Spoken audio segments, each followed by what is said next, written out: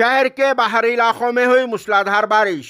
Gold city तो नहीं मगर खुतबुल्लापुर असेंबली कॉन्स्टिट्यूंसी के कई इलाके हुए मुतासिर। घरों में आया पानी, सड़कें हुई झीलों में तब्दील। जी हां, इस बार 8 अक्टूबर यानी हफ्ते की रात को अचानक मूसलाधार बारिश का आगाज हुआ और इसका सिलसिला रात देर गए तक भी जारी रहा। मगर ये बारिश हमारे और आपके गोल्ड सिटी को छोड़कर दूसरे कई एक मुकामात पर हुई। गोल्ड सिटी में तो बारिश का उतना कोई खास असर नहीं देखा गया। इसी वजह से भी इस बार यहाँ पर आवाम को किसी भी किस्म की कोई परेशानी का सामना करना नहीं पड़ा और फिर यहाँ वाले लोग सुकून की भी नींद सो सके। नहीं तो क्या होता था आप और हम सबको बहुत ही अच्छी तरह से मालूम भी है।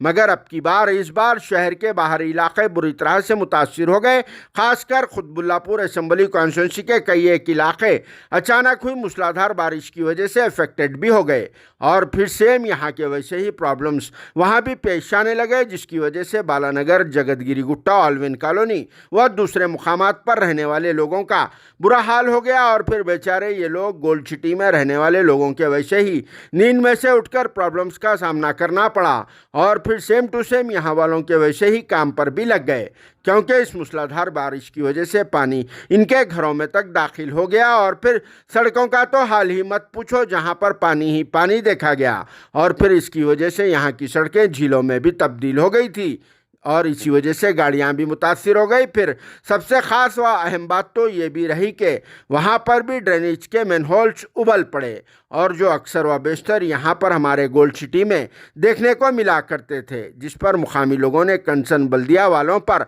अपनी जमकर नाराज़गी का इजहार किया और बल्दिया वालों को खूब तनकीद का भी निशाना बनाया, क्योंकि इनकी ही लापरवाही की वजह से ऐसा हुआ। मगर वहाँ के लोगों ने कंसर्न लीडर्स की शान में किसी भी तरह का कुछ बयान भी नहीं दिया, जिससे इस बात का भी अंदाज़ा लगाया जा सकता है कि अगर वहाँ के लीडर्स की शान में भी कुछ कहा जाता तो फिर वहाँ से भी पार्ट 2 आने के चांसेस है।